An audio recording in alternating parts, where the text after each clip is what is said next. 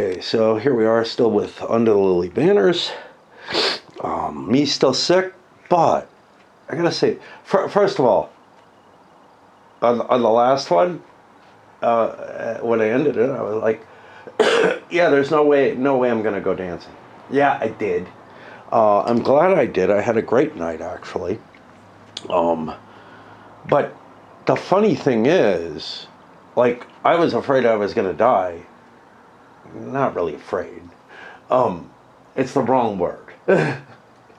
I was relatively concerned that I was about to die because my skin started turning blue, and I was just really, really cold.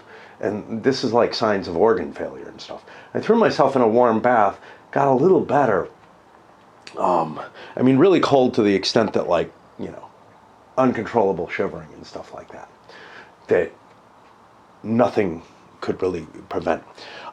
So I thought there was no chance I was going out. But my sleep schedule and such, I felt perfectly okay for being sick on Friday. So I went out.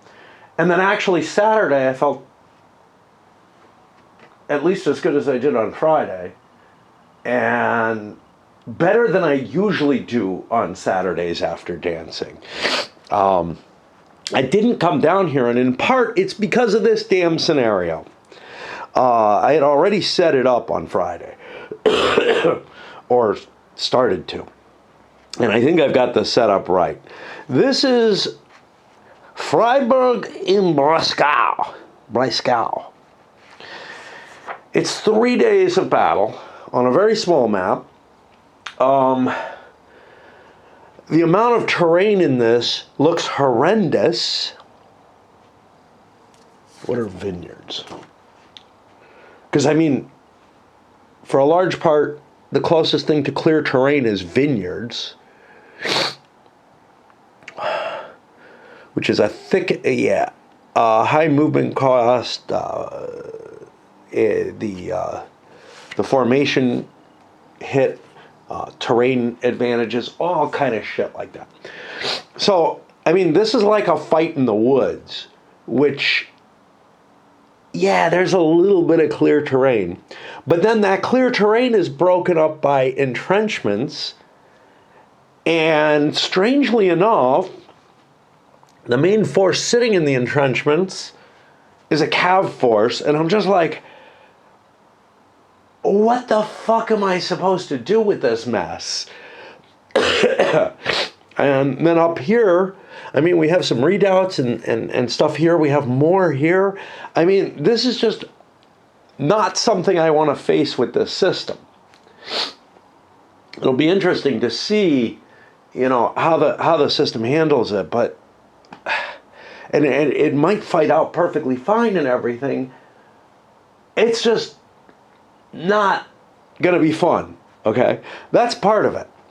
Another part is I was sick enough when I was setting it up that I forgot one of the things that I had decided early on, and I saw this was two maps perfectly separated, so I started cutting them, and unfortunately, on the other side is a single map battle that takes the whole sheet. I think this is sort of guaranteed to happen to me, is that when they put out these two battles on one, two different maps on one side and one map on the other, even if I catch it when I get the game and prep it and everything, there's a chance that I will just fuck it up later on anyway. It's something I really hate about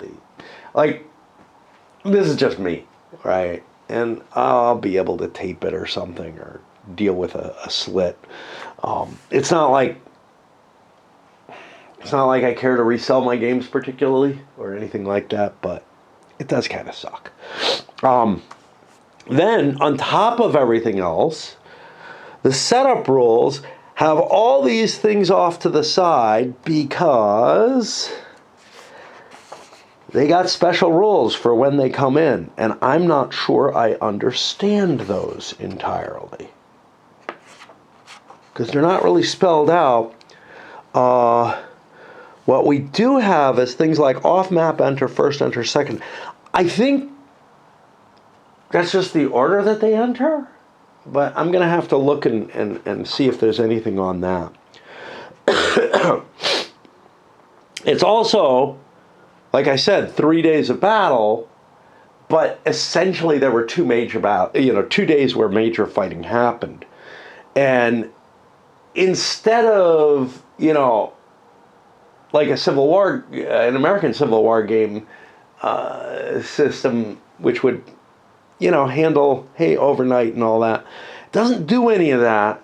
Instead, it just, because they rearranged the formations and all kind of stuff like that, essentially it's 2 different scenarios, and you can't lead one into the other. I mean, I guess you could try to make rules for it. And units switch. Let me see if I can find any. So we got things like this, where it's in the right wing on the first scenario and the left wing on the second scenario. We got ones where the unit's not used in one scenario or the other. It'll have a dash in it.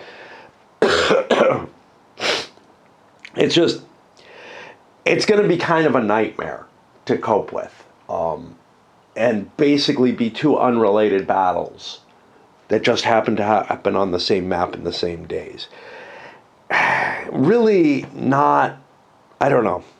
I almost feel like this is a scenario that shouldn't have even been done, because terrain is so fucking annoying to deal with in this system. But I gotta say, the later games in the system, especially Saints in Armor, have way too many, but also the Scandian War one, I can't remember what that was called, have way too much terrain.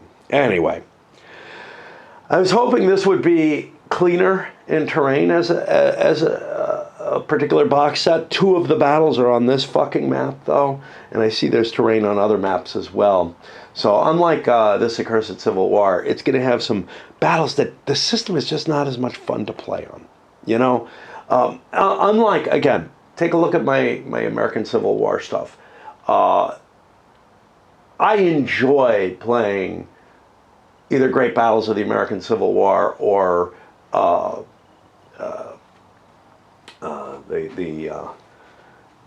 Civil War Brigade series. Whether or not it's clear terrain or a bunch of forests and whatnot, the battles work out, they play okay in either case. It's more fun to play on the clear terrain, obviously. You can see better lines of sight. It doesn't just become this, fight in the woods or whatever. But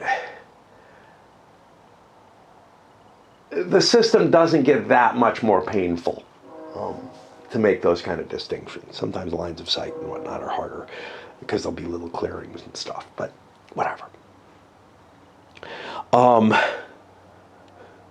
So that system provides a very close game experience between 2 different types of battles. And it's just really, what's more fun to play the battle on. But this one becomes very, very cumbersome and very painful. It's already cumbersome enough.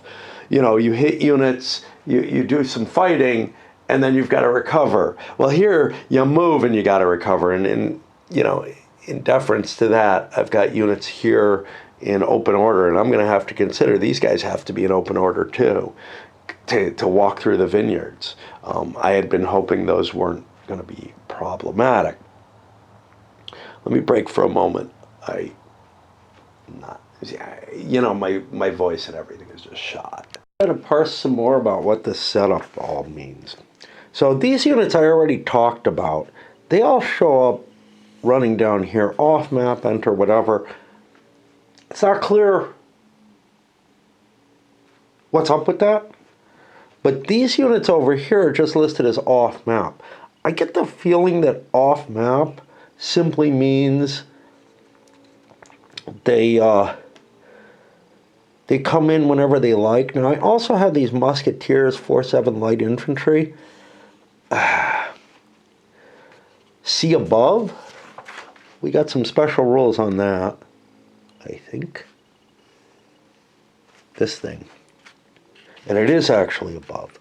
On both days, the French player may create this unit interadjacent to Engin's hex or Engin's sole action for an activation after at least one center wing heavy infantry unit has been routed. Okay, so I guess he rallies, you know, some of the light musketeers and forms a unit out of that. Okay, at least that one has an explanation. What I don't have is some explanation of this off-map thing. Now here, Turin, I'm guessing all of these will be entering here. And they are the right wing of the army. I wouldn't have an example of that, except that it's printed on the map.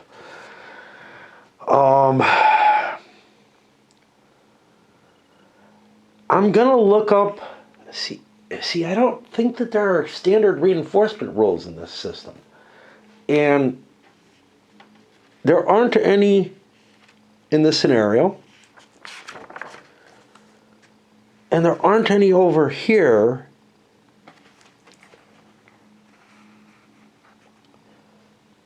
That I see in the all scenarios section, which is, it's all very disturbing because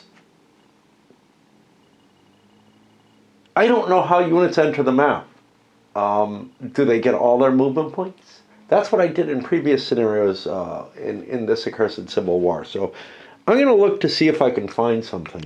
Set of rules, and later I assume, there is actually a good reinforcement thing. They enter sequentially and thus have to spend an extra movement point. So it actually does matter what order they came in, although I think it would anyway, because the previous time I did it, I just gave them their full movement points because I don't think there was a rule in this accursed Civil War, but I may be mistaken.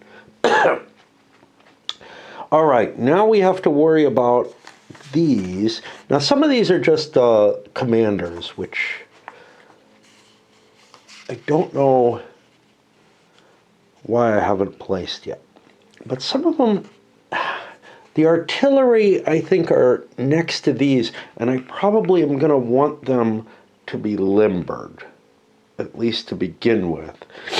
Get them on this defensive line here. One of these is the wing commander over there, and one of these is that. So actually, those are all covered. These units over here are my replacement leaders. These are units which are not used in this scenario. Now, this one will be showing up in the next scenario. These, I think, may or may not go with this set. Here's part of the problem.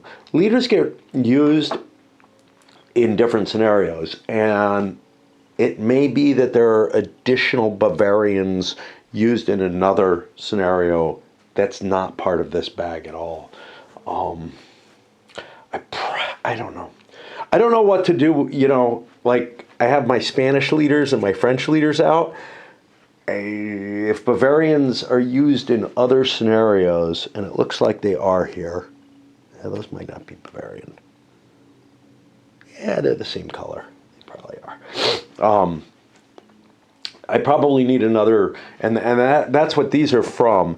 These are leaders that are not Spanish or French, and I probably should have them in their own little slot, just to use them elsewhere.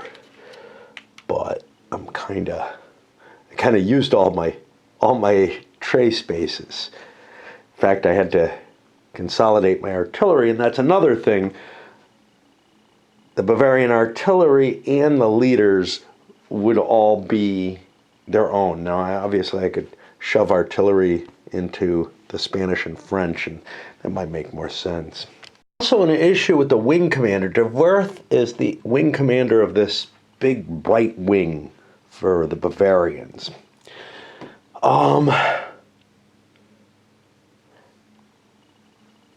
I can actually, because I put my artillery here, I actually can command the entire thing. Initially, it didn't, you know, with the actual fixed setups, it didn't look like that. I still have to put some of these in open order.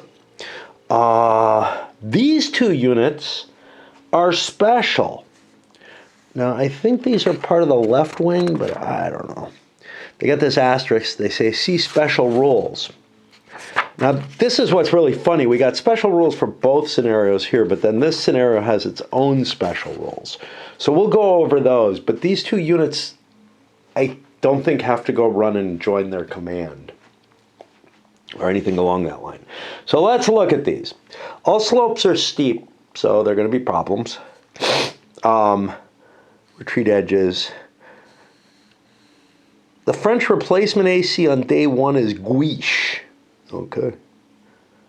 But he's senior wing commander on day 2. Deverth is senior there. There's not going to be any salvo fire. This is still the same year as the last scenario. It's right after it. Okay, there are several redoubts, which some sources call sconces. A more elaborate fortification is the Star Redoubt here, and it has greater defensive capabilities. Oh, does it?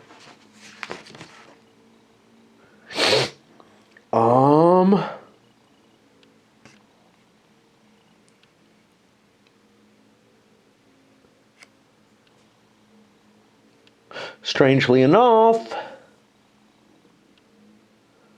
here we go. Freiburg redoubt. Now, for some reason, these are considered hexside terrain. Freiburg redoubts are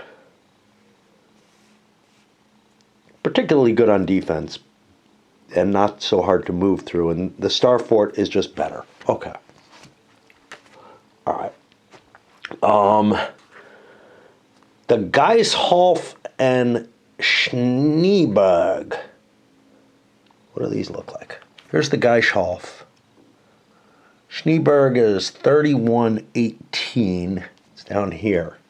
These are chateaus. Okay. Well, those are a standard type of terrain. By the way, notice the interesting thing. I brought up in the earlier one in the Racroix is that the lower terrain was darker.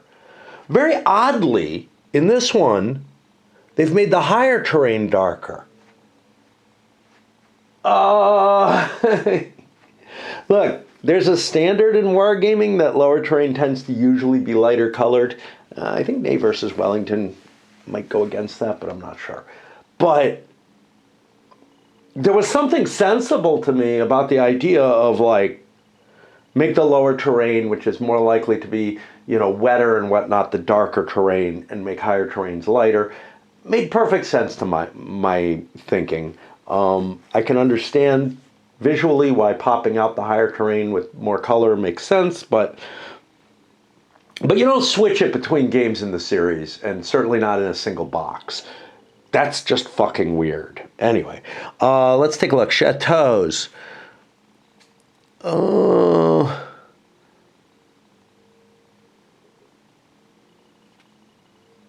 Okay, there's a pound sign here, and I put a gun here in this village, which maybe I can't have.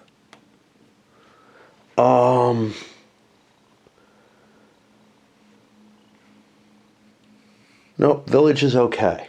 All right.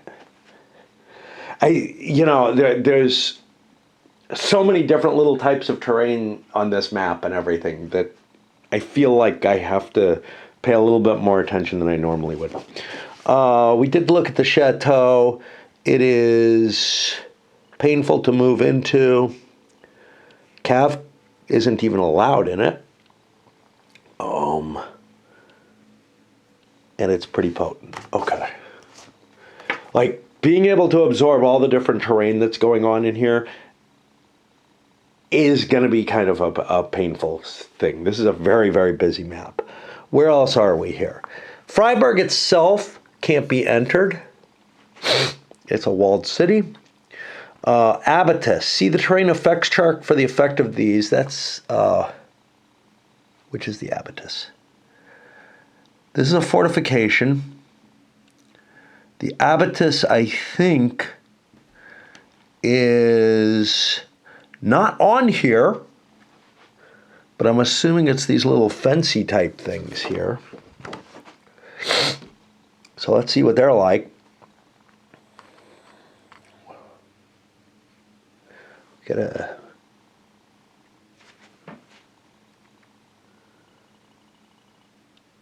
Freiberg Abatus. Okay, they're just another pain in the ass.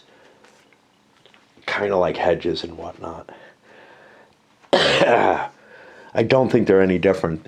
Oh no, they're like hedges, except cavalry units cannot cross them and they don't block line of sight. Okay. These are in addition to any other terrain effects for it. And okay, this is the clear thing though. An infantry unit can clear the abatus hex sides, and we have these markers to remove them.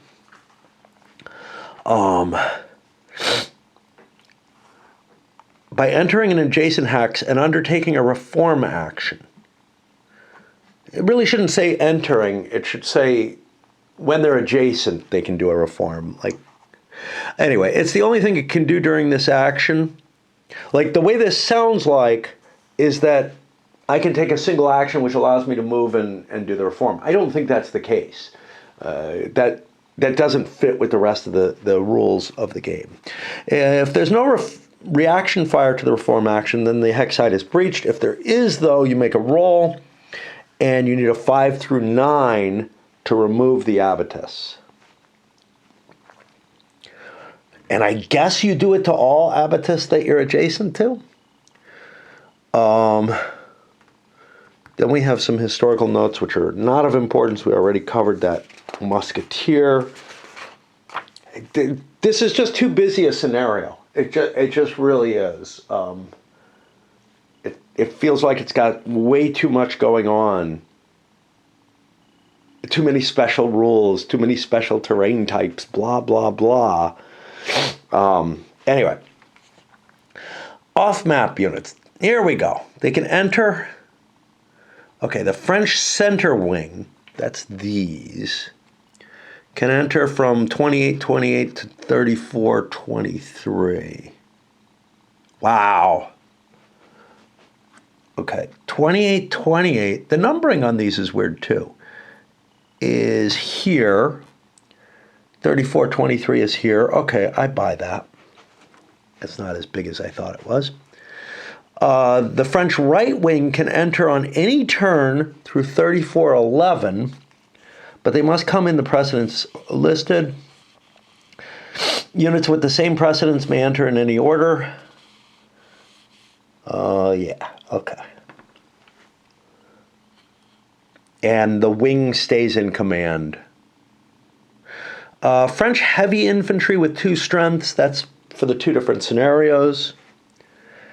A leader can preempt only if he has a line of sight to a unit of the wing he's trying to preempt in this scenario. Because the battlefield is such a mess in terms of not being able to see what's going on.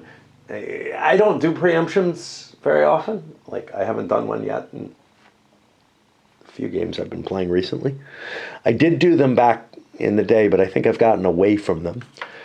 Royer and Detachment Royer. These units are part of the Bavarian left wing and activate with it.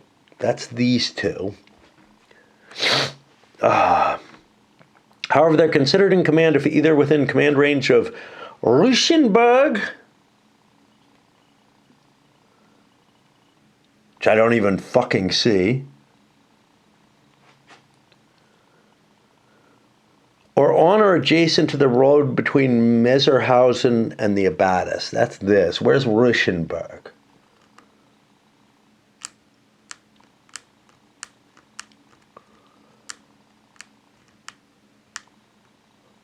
Well, gosh.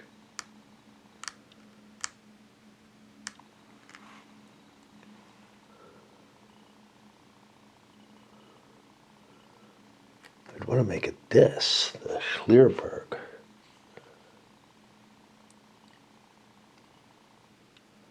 Schonberg, is he a commander? Maybe. He sounds like a town with Berg at the end, but of course. The guy with blower isn't out there anymore. Okay. A rainstorm just before dusk ends the battle. To determine the last turn, make a roll on each of the following turns. So starting on turn 5, we have issues. So we'll put this here. And I think there's another turn marker. I know there were 2 in the... guess not. Okay.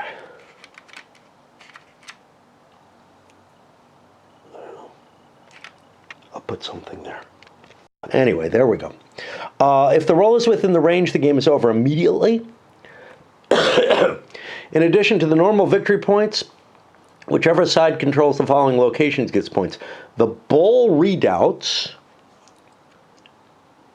these. St. Wolfgang's Chapel readout.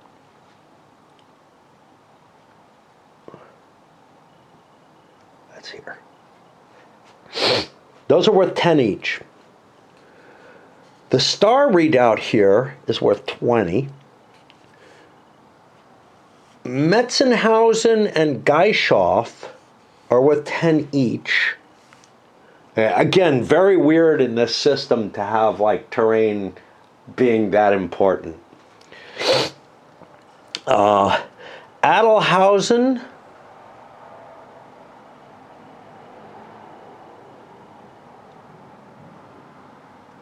way up here. St. Georgen,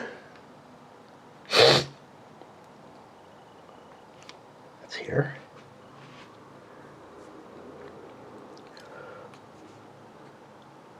Uffenhausen, over here. And Wendlingen are worth 10 points per hex. Okay. So all I have left to do is fix these guys, put my leaders on the map, and put the commands down, and I'll be, again, as usual, using historical commands. And oh boy, I mean, just dealing with all the special situations in this scenario, there's a reason I didn't want to start this. I was well enough yesterday, but, you know, I mean, there was just so much that was so, plus I hadn't even read the historical or the special rules for these battles. But man, one thing I would have hoped for is something that could link the 2 battles, or the 2 days of battle, instead of, oh yeah, well, just start over with the historical for that second battle. I understand it's a lot easier to do it that way. It's not what I expect. Okay.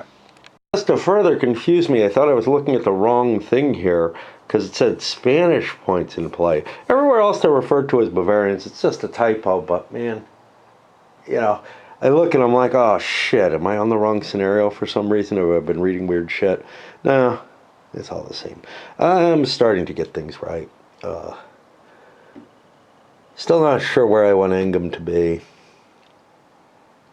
I don't know. Doesn't really make a difference, but also another oopsie here. The off-map guys have orders, of course, as well. But Bavarian left de Werth. Now, the left is not de Werth in this scenario, and the right, Schonberg. But they both are in received charge, so that's not really a big deal, I guess. It's just, again, another typo. Have I set up yet? Not yet. I'm still trying to decide what the fuck to do with Engen. Like, where I'm going to want him. Charges happen before other things. I think I'm going to start him down here or something, so that he can affect possible changes here. I'm not really sure that I like the idea of charging, because I have to clear the abatis. And oh boy, that's going to make a mess when I start removing, when I start, you know, adding these counters to all this. Yeah, Totally not looking forward to this one. I get to play 2 battles on this map. There he is. If we can see him better. Getting a shine off that. Let's see if we can start there. Not used to seeing a buck up here on this side. Usually they're in the back. The doe and their kids come here often. Oh, his eyes are glowing. How about that? He's young.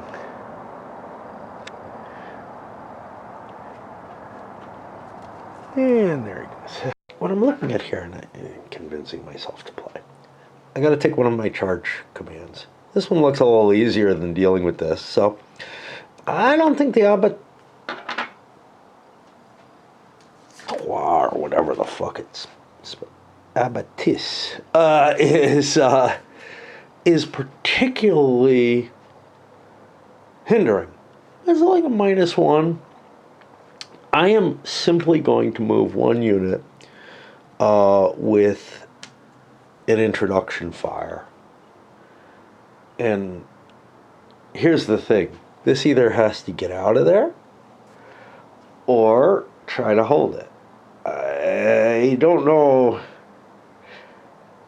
I am faster. I could run away. But it feels like his purpose is to slow things down. So I kind of have to leave him there, I feel. I'd be such a goofball about dice. I use these, which I don't particularly like down here. I have tons of them. They're old gamers dice. There's nothing wrong with them. I just don't tend to use them for anything, but I've got them down here. And I use them for all kind of games I play down here. Instead of the dice that I generally tend to prefer. But instead of using the yellow die that I was using for the Spaniards, I ran all the way up to the loft to get myself one that better fits the Bavarians. You know, I mean, I use dice that I don't really like elsewhere, but now, hey, because I have to use 10-siders, I have to use the right ones color-wise for whoever. It's just something really weird about it. It wouldn't bother me if I was like out and had a crappy die or something with me instead.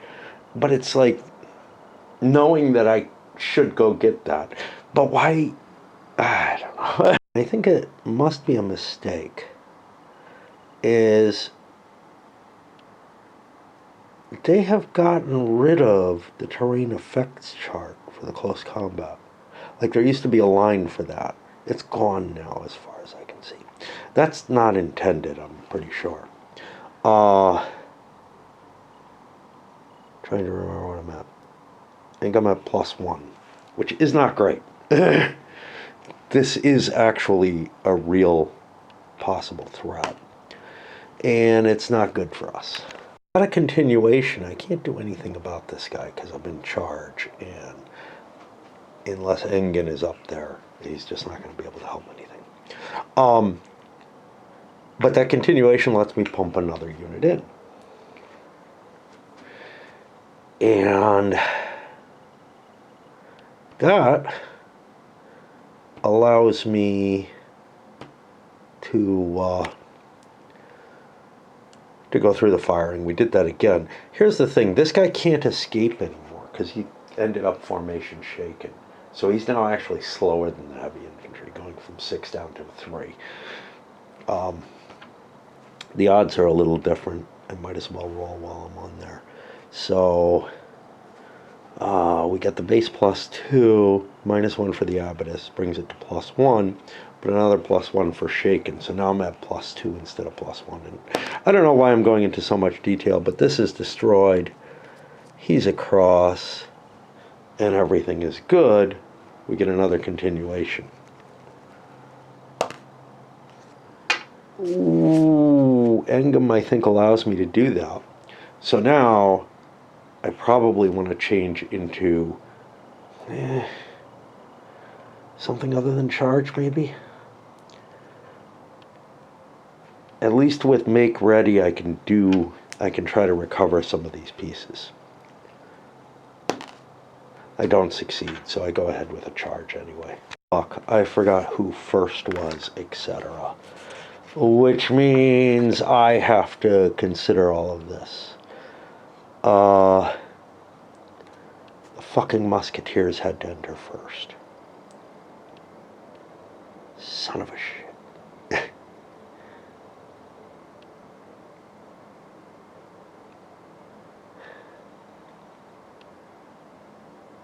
Oops. Do we just redo everything? I don't know. Yeah, I did not want to bring the musketeers in because they are a worse thing.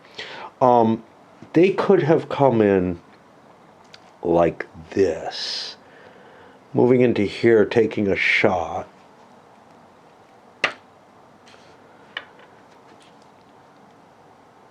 And then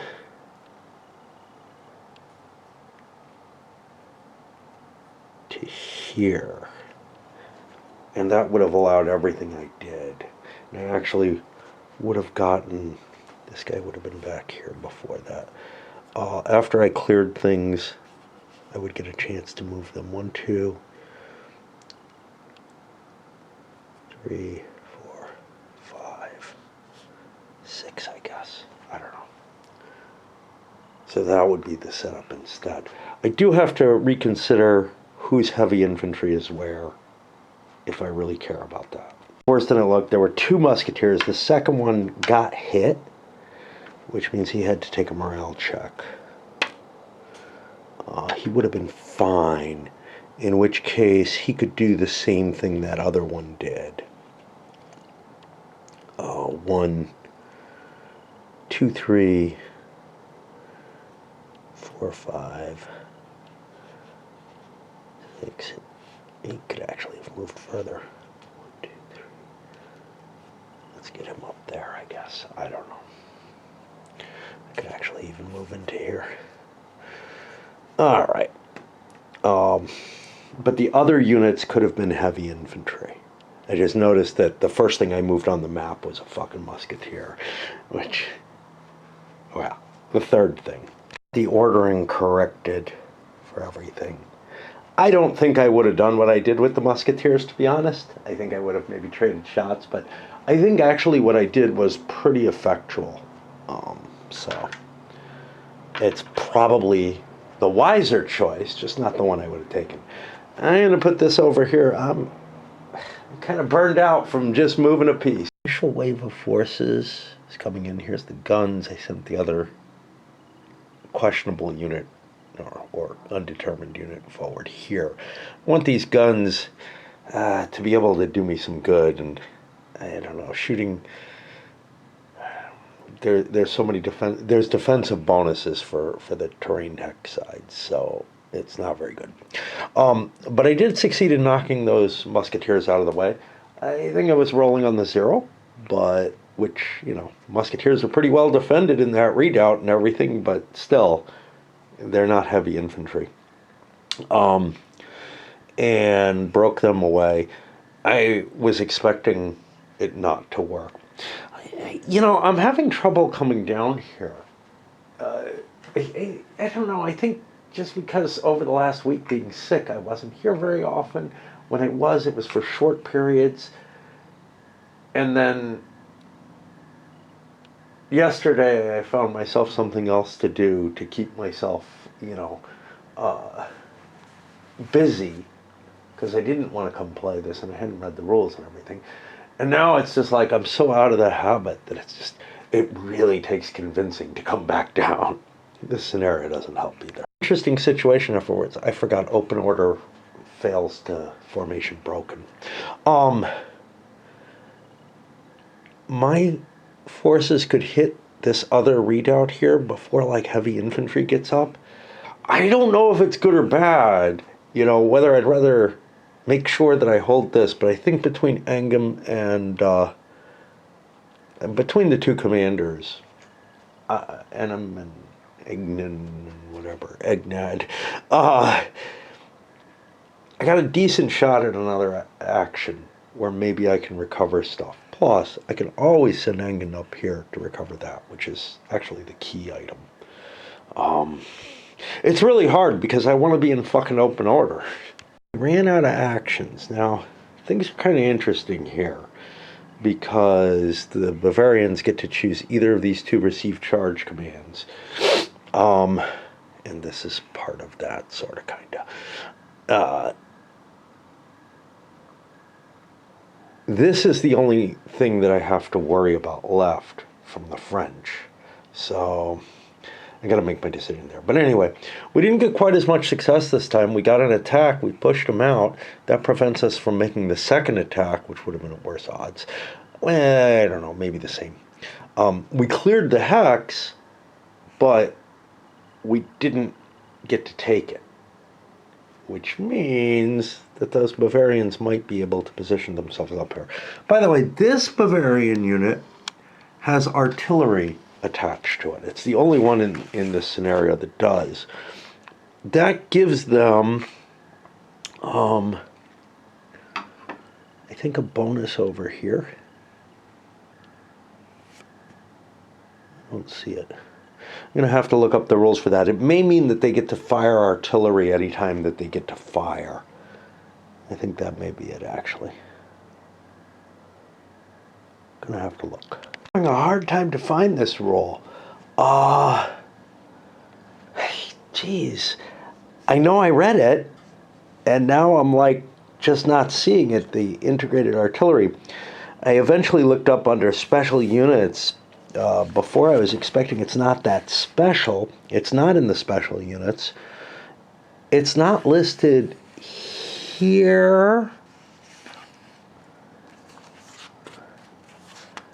And then I'm like looking under fire rules where I wasn't seeing shit about it. I know I'm bad at like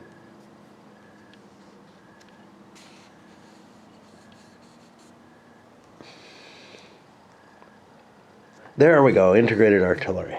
Yeah. A heavy infantry unit that also has regimental artillery.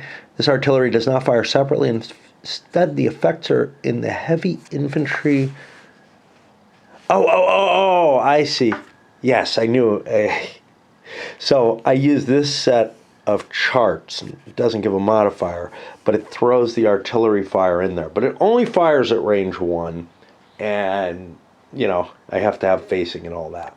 Okay, fair enough. Right, got myself into a make ready instead of the receive charge. Moved forward, guns moving forward, etc. Did not get a continuation, unfortunately. I don't know why I'm in receive charge. That's a real, to begin with, that's a really, I get why these guys might have needed it. I don't know. I get why these guys are in it, maybe, but it's really, really painful to see them in it. But I should have moved my general to rally these, and then otherwise I swing over to whoever's down here. This force is, it's basically a calf, well, it is a calf wing, and it's just not going to operate well up on this hill and whatnot. It's got to move over, and this is the same thing with this. This is a mixed force, but there's a lot of cav in it. So they kind of have to fight in the plains over here. Just don't see much capability to support this attack or anything.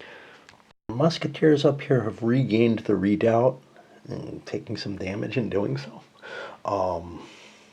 Otherwise, a little bit of repositioning. Actually, I don't even think we couldn't have retaken the redoubt. We didn't have a charge. Oops. Fuck. I have to rearrange things. Yeah, I didn't want to go into charge. That ends up being the end of the first turn. Remember, there's only like 5 turns at the beginning of this. And then, no matter what happens, I'm going to be looking at the losses for the next day, or for the 2 days later. The battle that happens then are going to be based on the assumption of the kind of losses that were historically taken. which were quite heavy. So you can't kind of like reserve your force or anything like that. Anyway, I think that's it other than unflipping stuff. Okay, so the French push forward here, dropping into a make ready, but here I stay in charge. Wasn't able to get a continuation, which is a problem because this guy's routing.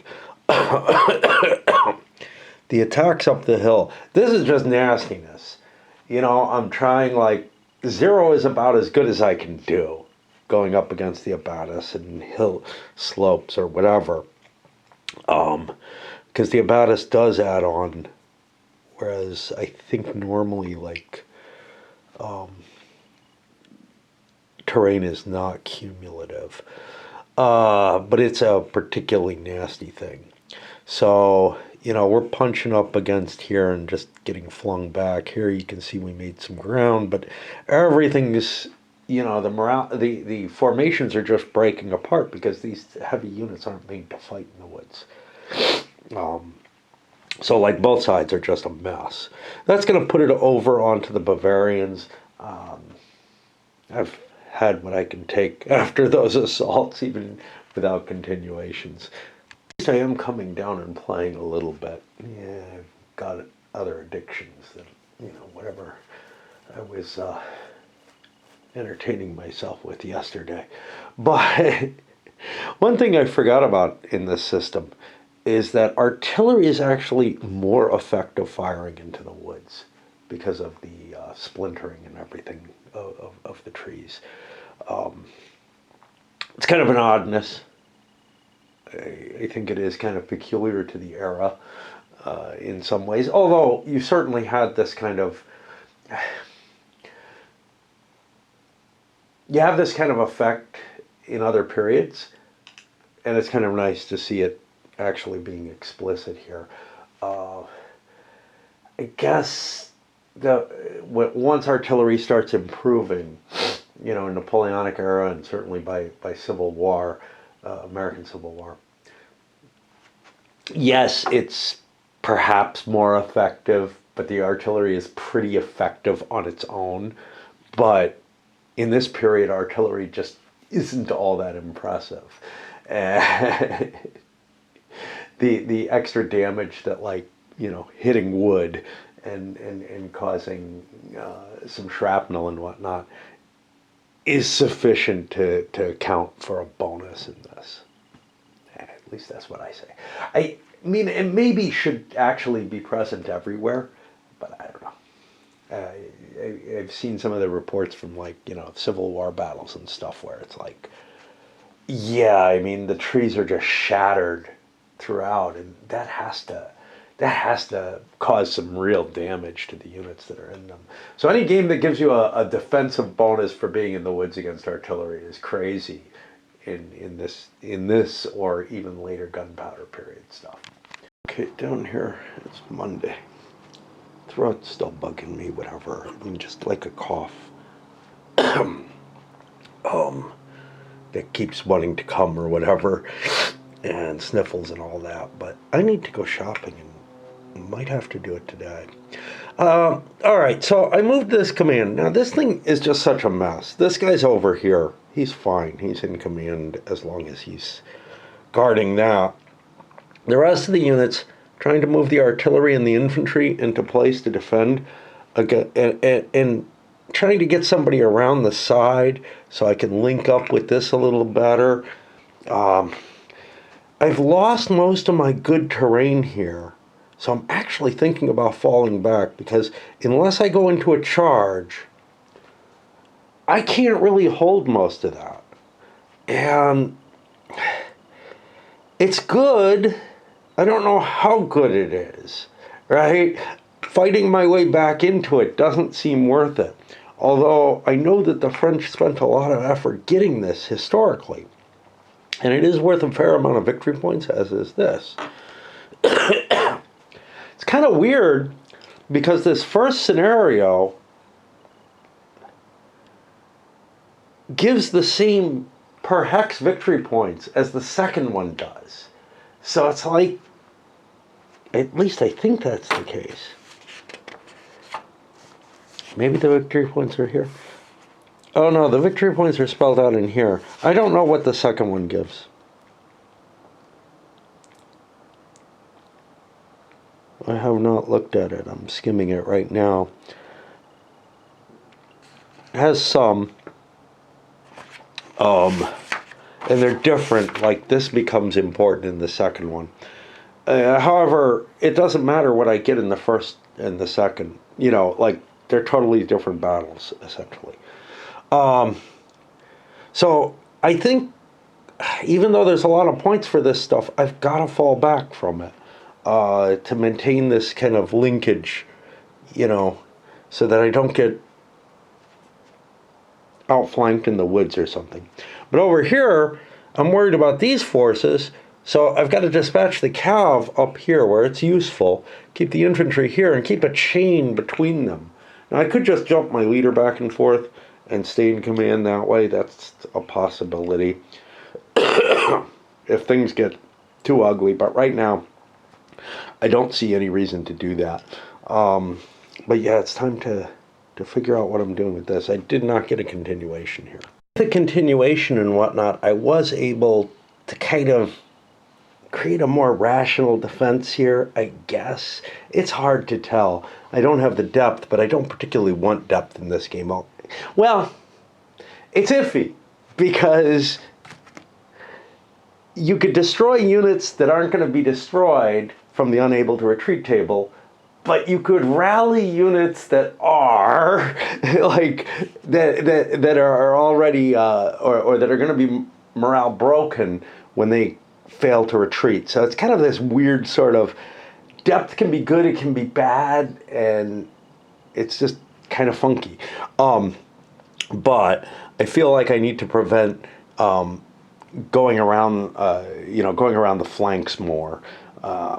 I think I have enough victory points that giving up these few hexes here is okay, but I can't give this up, and I need to get this link through here, and holding these, or at least charging a high price for them, seems worth it.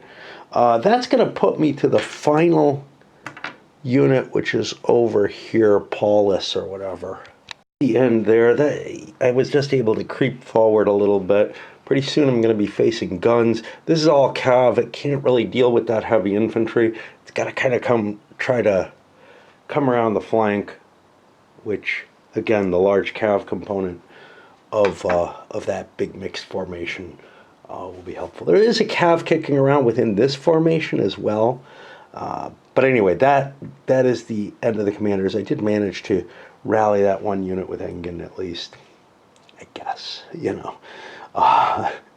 Did not want to stay and receive charge. That's not optimal by any means. So I'm beginning to move forward with my charging forces. It just feels so ugly fighting in this sort of format. I completely agree with all the modifiers, all the pain in the ass of it and everything. It's just painful to play. But I found where the TC is mentioned on the close combat table. I thought it had been left out earlier. I had 2 more rounds of charge before I got into a make ready where I can start to try to rally, well, recover some of these troops to some extent. They can't rally, but nobody's capable of it anyway. I would have rather been in receive charge. Kind of feels funny that you can't drop, like it's harder to drop from charge to receive charge. Like it just feels like, yeah, we took the territory, let's hold it, you know. But we managed to lose 2 of our heavies, which meant we can bring these musketeers in now, which are in play. We're not really gaining any ground in the woods. That's the problem.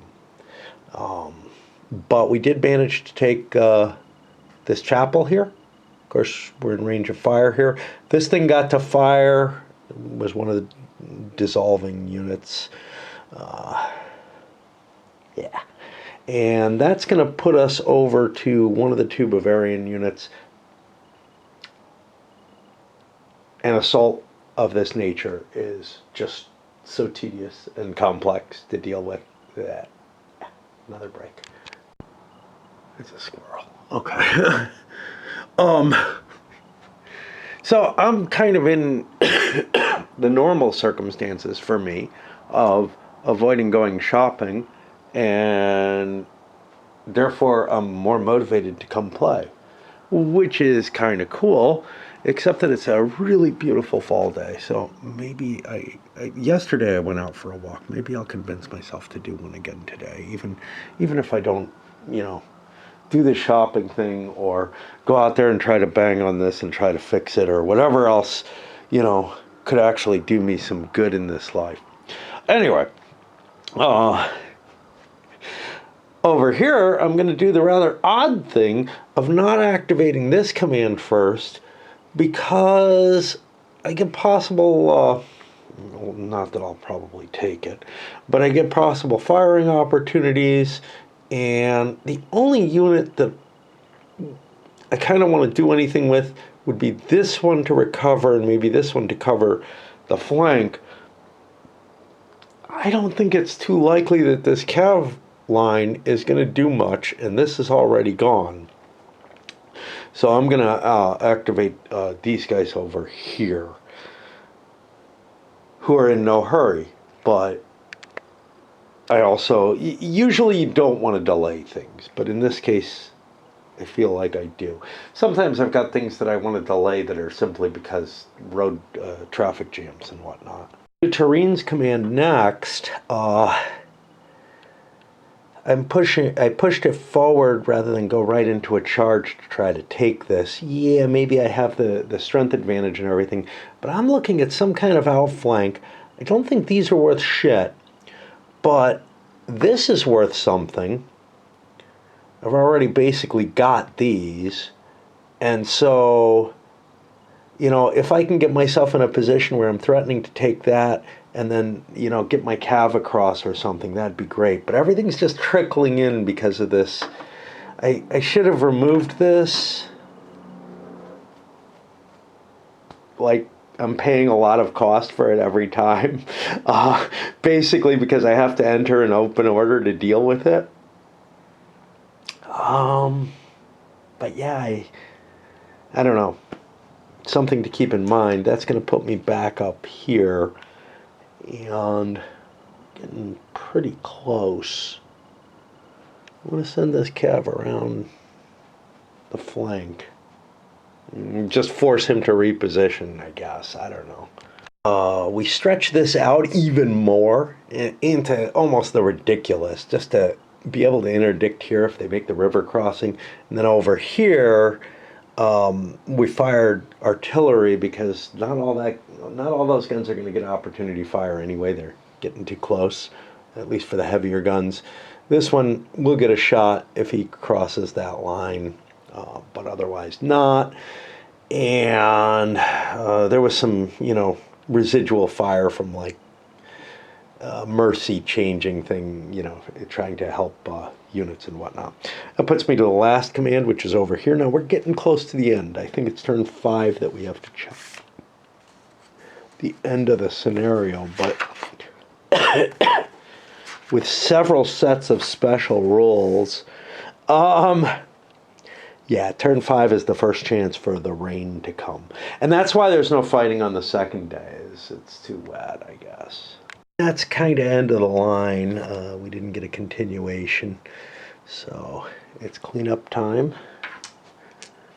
One more turn before we have risks of the game just ending. You know?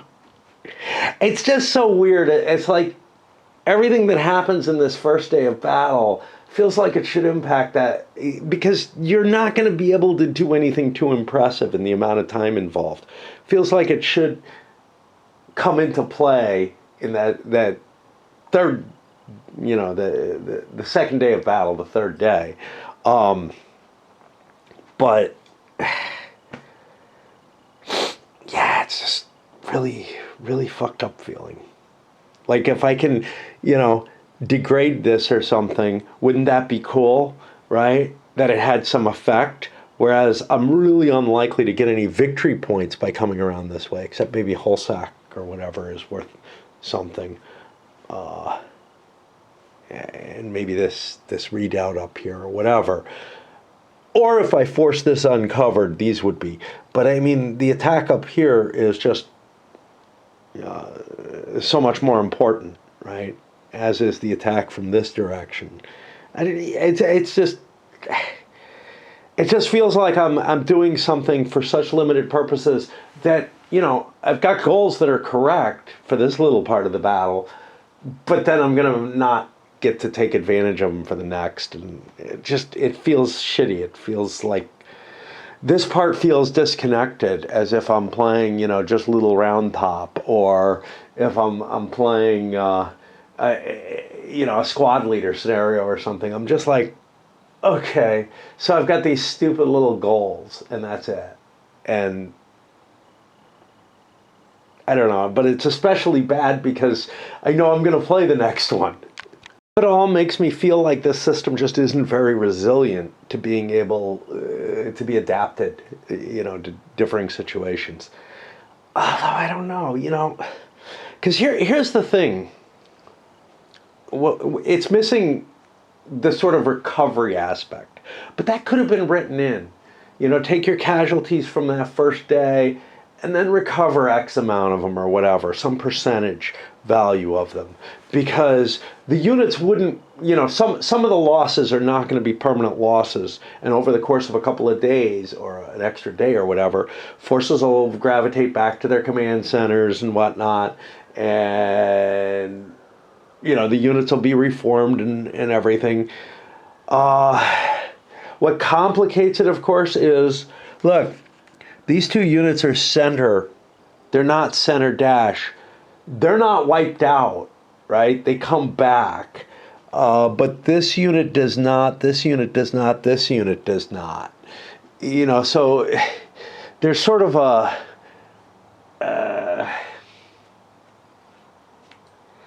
it would have to be a very complex design to try to arrange, you know, what's gone and what's not. It wouldn't be like your normal, well, like most other tactical gunpowder era games where there is already a recovery process in play. Units come back to a certain strength and whatever. But here, if you look at it, these units each lose a couple of strength points. Now, it's really unlikely you're going to have all units down a few strength points, but no units destroyed. And that's kind of what the game actually will present. Like, I don't know, there's stuff like this that stays healthy, but those, you could just dispatch more musketeers and whatever from other damaged units. It's all very, like, I would have bought into any kind of system that they'd put in play for this, but it's very hard for me to put one in play, in part because I don't know much about the battle, right? Like, or, you know, what those percentages should be or whatever. Yeah, I convinced myself I'm going to go out, but I have a little bit of tea left. Need to brew another cup of this and shift things around for what I'm taking out. I always have 2 teacups ready. Anyway, we're in a position where all 5 wings in the game are in make ready. There's more French wings than there are Bavarians, so the French have to go first. Haven't really thought about it too much as to which one I want to move first. Interesting situation. This wing over here could get kind of away from those guns, and then they can't shoot it unless they limber up, turn, you know, all kind of shit like that. So that's kind of appealing. But on the other hand, it's also kind of appealing to stay like this and go after them, because I might be able to get across there. Let's look at those victory point locations, which I'm most interested in Haslock,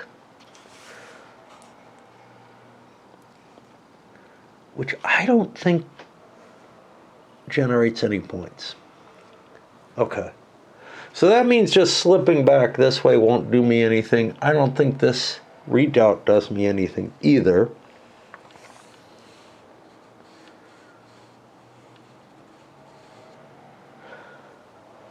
Which, then the other side of it is getting my cav in and being able to use my cav against this cav. Of course, you know, it's crazy because of the, like, if I'm fighting out the whole battle, now maybe I wouldn't know that it's going to rain, but it probably looks like it's going to.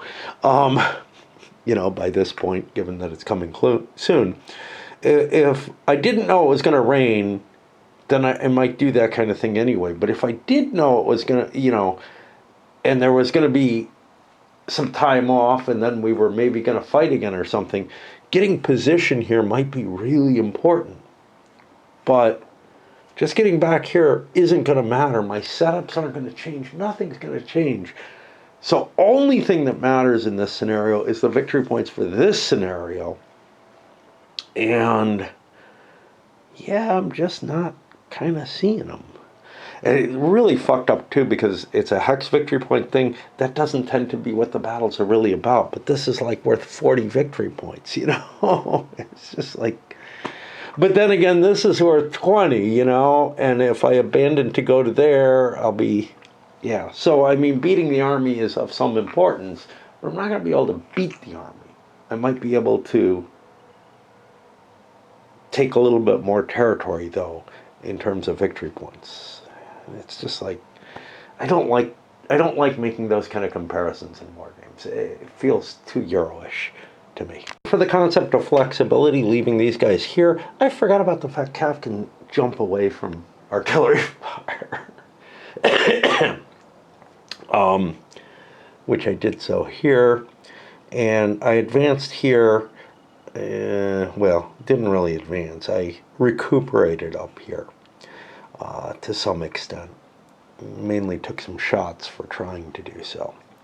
These guys I didn't want to move because they're crossing the river could trigger things here. These guys I don't want to move because that triggers this. That more or less makes the Bavarians want to do this one, so I'll force the French to take an action somewhere. I think I spent enough. I'm gonna just watch videos or whatever until the rest of my tea's done. I don't drink a lot when I'm down here. After a nice longish walk for me nowadays, about 3 hours or so, probably, maybe a little longer. And I went shopping and got a couple of things at the nearby place, but I couldn't even get eggs and tortillas. Their prices have gone up too much for me to cope with, and I don't know if, you know, my normal shopping has also gone up with the inflation that we're seeing nowadays, but I'm pretty sure that it's worse. But I got milk, which is something I get at the other place, and then some vegetable stuff that's relatively cheap. Anyway, I activated these guys, and they basically exchanged some fire, killed... No, it didn't kill. It's almost dead. It has like 1 strength point left. Another one of these heavy infantries is getting blown apart. The exchange here was more equal. And since I got like 2 continuations, that's going to put the move over here, but I'm going to break for a bit. I'm watching something on Marie Antoinette right now. You know, I mean, I just eat up videos one way or another. It's either I'm watching news videos, comedy, or history stuff, or whatever. Sometimes philosophy things, religion, all kind of shit like that. But it's like, it's so easy that I don't do more active things. His first activation involved his musketeers being charged, but now there's kind of a problem, and there's musketeers here that are going to be shooting.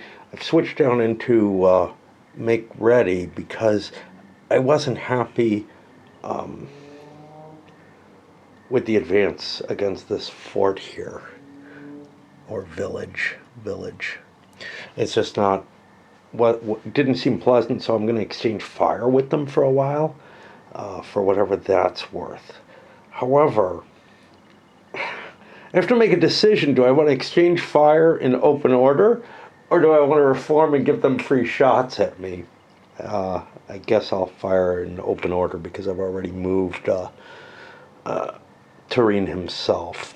Exchanges are kind of interesting. And Tureen's done. He finished with that. By the way, you'll notice I've got hedgehogs in here because I don't have enough open order markers. It's fine. You know, I could have used salvos, which can't even be used. But these are cav. They can't be in hedgehog. It looks closer. Excuse me. The firepower being exchanged here is kind of a... Oh, I forgot to shoot him. Is kind of an attritional type thing. Basically, we're almost certain to get a hit against them from each of our units, but each of our units are likely to get a hit and may actually take more because this guy's got less minuses on him to be shot. But yeah, let me just get that infantry there. So that's a +4 infantry fire, which is a miss. I could shoot back. I have not used any of my shots, but I'm at -3, I think -4 on the cav pistol fire, which means I'm not going to be able to hit. So not worth wasting a shot. That's going to move things over to this command. And again, you know, I did enough. My pipe's out. Here we are at the end of 4. I haven't corrected the counters yet. Flipped them, whatever. Both this and this command did not get a continuation. But you can see the French are moving across here. There are more French in Make Ready than there are Bavarians, which means I can slip my way across the barrier. Now, I might not be able to do the damage I would have been able to do if I could have slipped through again. Unfortunately, I've got like arquebusiers here. I do have some cav back here that maybe could have, you know, gotten interfered with and been able to do countercharges, but they can only do it out the flanks and front, so that wasn't too big a danger. These guys were the bigger danger, at least the guy on the end. And next turn might be the last turn. Just don't know.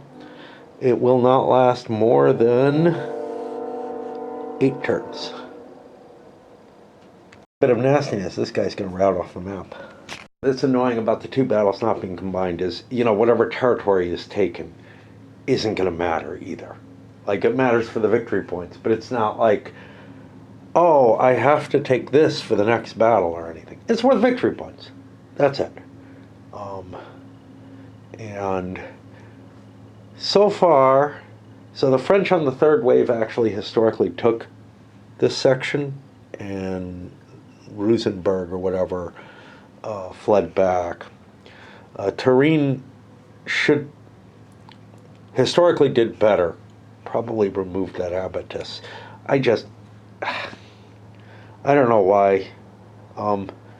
It's a matter that it's easier for each individual unit to move through it than for anyone to dismantle it is really the issue. And these are pretty iffy to dismantle too. I guess I could. You know, there have been turns when I think I should have done so, probably. I don't know. We shall see. But it's not going to matter because historically they took this, so on that next day I'm going to have it. So it's just a matter for this battle alone. So even if I don't get control of this area, and somehow maybe the Bavarians would have been able to retake it over the next day or whatever through the rain, you know, because I'm regrouping at distance or whatever, yeah, that's just not going to play out. It makes sense either way. It really kind of does. It would make sense to withdraw. I've lost most of the align thing. The only thing is this big fortress here, which is really, really powerful. Right? It's a -3 instead of a -2. I went all the way upstairs, possibly for the night, and then realized there was something else I should probably say. Any kind of scenario where the scenario ends at a random time and victory locations are important. Losses, look, we could make something out of these, but these locations that have to be taken. Well, look, if the game goes longer, it's almost assuredly in France's or to France's advantage in this scenario, because there's this that could be taken. There's things like this that I'm going to be exerting pressure on. These are not going to be important in the next scenario. I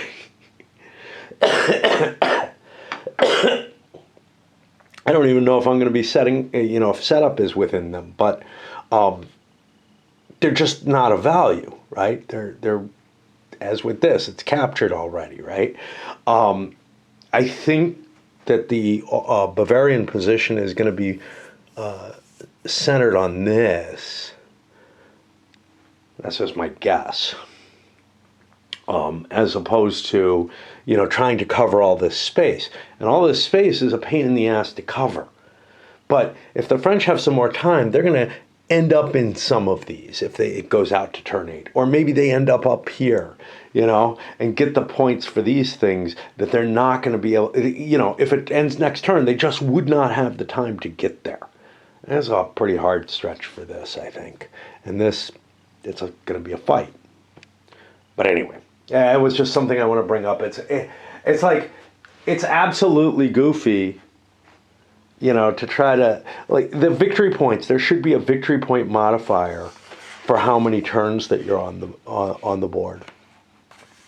Like, they should just give some points for that or something. To the French for an early end, to the Austrians for a late end. Obviously you'd have to balance things out or whatever, but it's not reasonable to say, it's cool that you don't know when it ends, but it's not reasonable to say it's an equally balanced game. It ends up coming down to this die roll. Next turn, there's a 60% chance that the game is over. But it's possible it could go all the way to turn 8, right? You can get a bad string of die rolls, whatever. So yeah, that's something I really don't like. Like, the fact that this is so territorially determined and everything, and it feels like I got to try to, squeeze out those victory points, because it's not going to be like most of the battles where the battle is just decided for this scenario. Now, if it was the full 3-day thing and like handled everything, then I wouldn't mind, right? It would be like, okay, it kind of doesn't matter. Because you're looking at that whole picture, right? But because this is a fairly short scenario that, like, is so determined by victory point locations and whatnot, some of them just could not be reasonably reached within the time limit. Of a 5-turn game. But they will almost certainly be reachable, like anything is potentially reachable within the 8-turn game. And it's just goofy. It's goofy. As I started to move these guys to get across whatever that stuff is, it says it's a fortification. There is no fortification in here, I believe. Certainly not as a hex side. Continue up through here. You might think it's the Freiburg Redoubt, but Redoubt is actually covered. The Star Fortress is specified, even though it's not on there. The Abatis is again, actually that's not shown, but that's this ship, from what I can tell.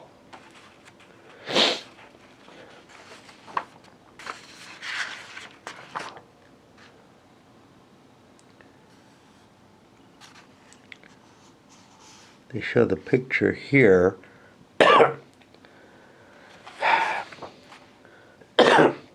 However, there's entrenchments, which is what I think this is meant to be. Now, entrenchments aren't that impressive.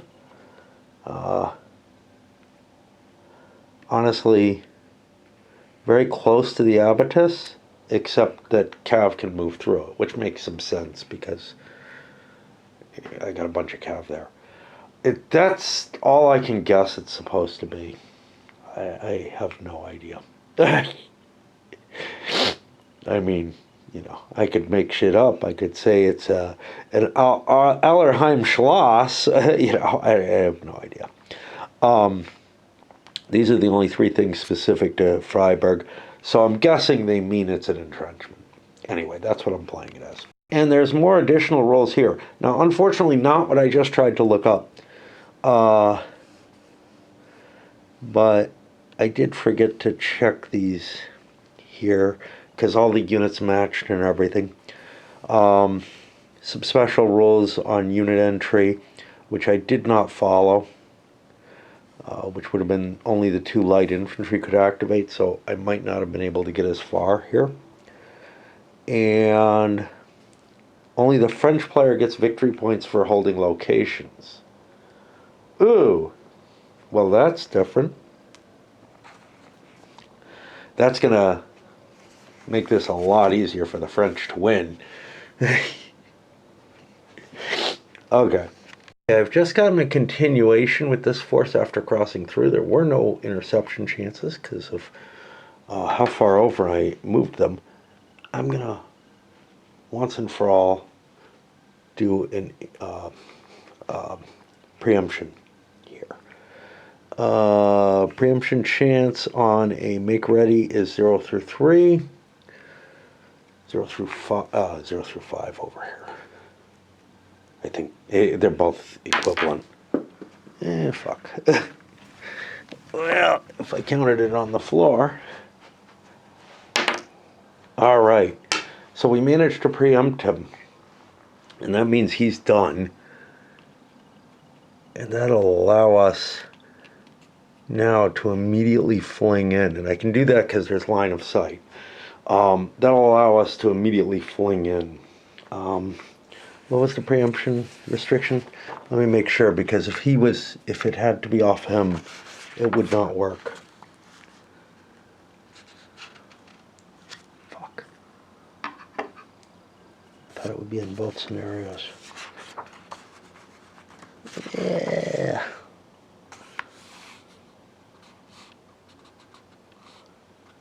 To unit of the wing that he's trying to preempt. It just has to be a line of sight. I can see him.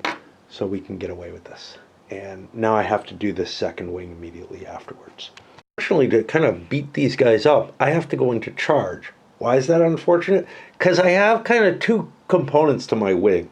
One is this huge cav component, and the other is this infantry component that's for the most part closer over here. So I'm going to have to march out of my defensive positions towards the French, which really blows. This is the situation we're in after those attacks. Moved forward a little bit outside of our entrenchments. Really sucks. Feels absolutely unreasonable. There should be some kind of, when you're in entrenchments, you should be able to, or defensive terrain, you should be able to withhold your charge.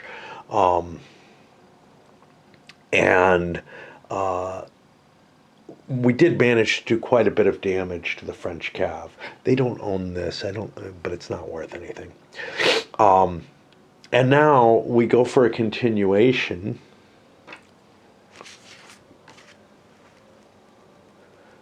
And we probably want to try to rally our troops somehow, if we can. We do get the continuation. There's that. We've got some weird situations here.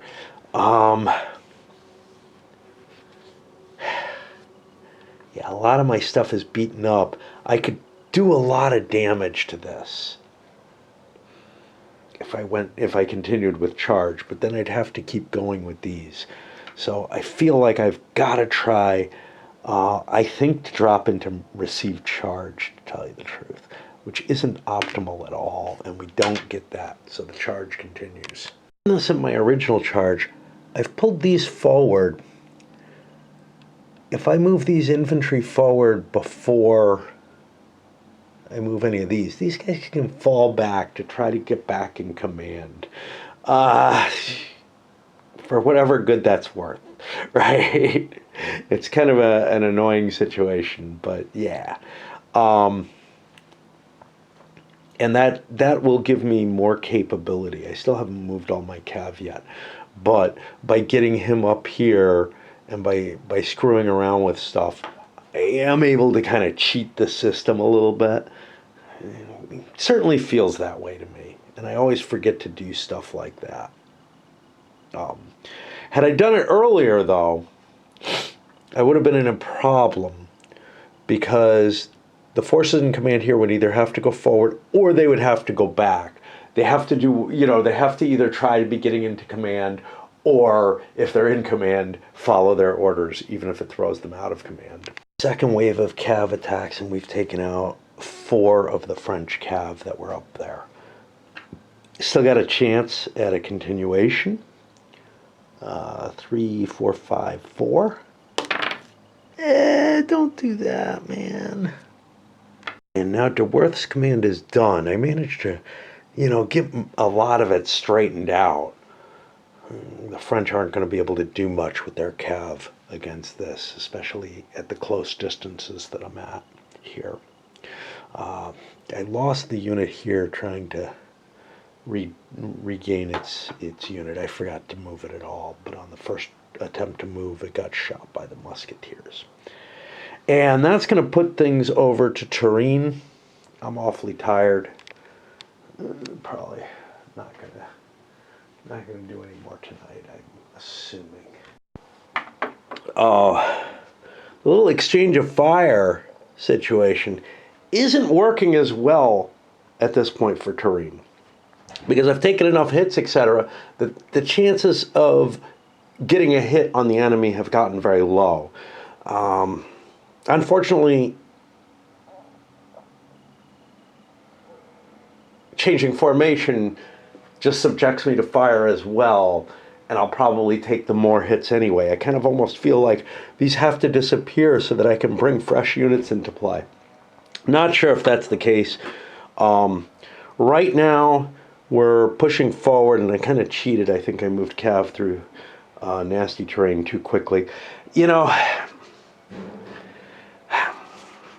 Look, it's all very accurate and everything, right? Give cav lots of movement points so that they move very fast in the clear terrain, very fast, like twice as fast as infantry, but start giving them rougher terrain, and they start not working as effectively. But with all these different terrain types and everything, I end up just taking shortcuts in my head and being like, oh yeah, woods are 2. And it's wrong. It's just wrong. They're like 4. But there's so many different terrain types and so much distinguishment that it's like, it isn't easy to just make that choice. It's hard to remember that there's a difference and that I have to look it up. Anyway, so I cheated a little bit. I don't think it's going to make much difference. It's got some cav over here that's a little too quick, but that's it. Where does that put me? These guys already went. These guys already went. Over here already went. I think all that we're left with is this. And then we have a potential end of turn. I forgot is these guns. They unlimbered earlier. And they're part of this command. And I just kind of forgot about them. We'll say that makes up for the movement that I did here. It's probably not going to have any effect either. The same sort of tied down position here where the terrain is just too ugly to do much, right? I'm trying. First of all, I started off in receive charge. Couldn't get out of that on the first one. So I did some forming, so that like I can advance or whatever. But I didn't want to go directly into charge because that's likely not to work. So once again, I tried again with a make ready. Now here, you know, I have to be open order to make it down to here, but then I don't want to fight in open order. So you can see all the steps to form up your unit if you want to fight in optimal shape. Meanwhile, the defender has plenty of time to get themselves into position for it. The only firing I'm doing, I'm not doing this fire, I'm doing fire up here, which is both at like -6. So that, again, kind of like the situation here, unlikely to move anyone. Here, I'm just so outgunned by that unit. It has the artillery battery in it, which means it fights on this better chart. And it doesn't have hits against it, and it has all this defensive work that it's just not worth trading shots, but I'm sitting there. Now, would it be worth assaulting? That's an interesting question. I didn't really consider assaults on either side.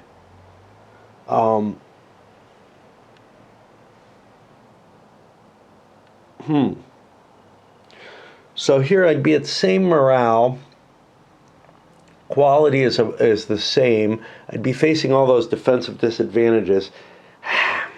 That star is real hard to take if the Bavarians don't want to give it up. Historically, they gave it up, but I don't think they have to. All right, so I'll let that sit where it is, just because I don't want to take the extra casualties. And on a 0 through 6, the game's over. How about that? There we go. It is over. All right, well, that means that it's time to just count victory points. I don't want to do that right now. I don't think I mentioned. I'm thinking, well, I sent a message out to the guy who sets up gaming down at the bar, and you know, this is supposedly the day it normally happens. I didn't get any notification or anything from him before, but I didn't get any last week either. I was too sick last week.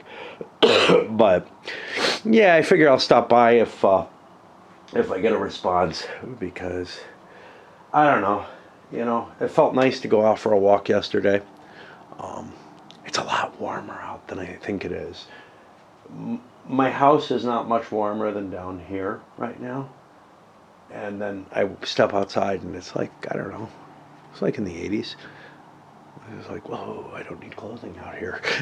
Total losses are pretty light. And that's because a lot of terrain means not a lot of fighting and, you know, not a lot of casualty units, whatever. And we come up to 86 points for the Bavarians to 17 for the French. Good thing the Bavarians don't get points for terrain, according to Saints in Armor situation. So let's look at the locations. The redoubts. Both of these are French. So that's 20 more points for the French. The Star Redoubt did not fall. Meserhausen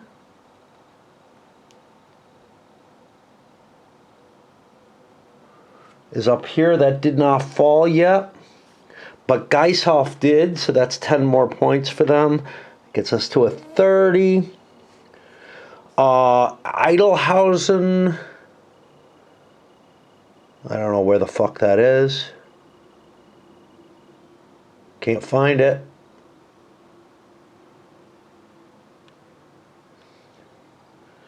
It says 1400. Oh, that's that collection there. Sure. Haslach is Haslach is worth some. Okay, Haslach is a 10-pointer. I actually don't think we've captured it, but if I had known, I didn't think it was. St. Georgian, Ulfenstaden, and Wendlington. Where's Wendlington? Okay. Are worth that. I thought the church was worth a point. See? Yeah. St. Wolfgang's Chapel. Okay, so we're looking at 40 or 50 points, depending on how I want to resolve that. So let's say it's 50.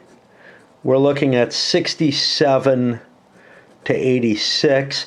That's a Bavarian victory. Makes sense. There wasn't a lot of time in the scenario. Another turn or two, and very easily another 10 points could have changed hands. Well, which would have brought it much closer. Let's see what the historical is.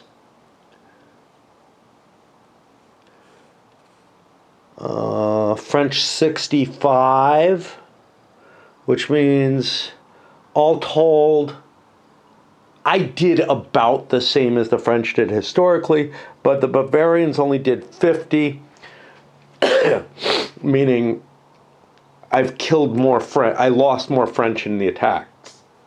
It would be useful if it told me how many turns there were here, but, and here they say it's a marginal French victory with a 15. Let's see what the difference is here. We said, because they're not balanced, it's 86 minus 67, 79, 19.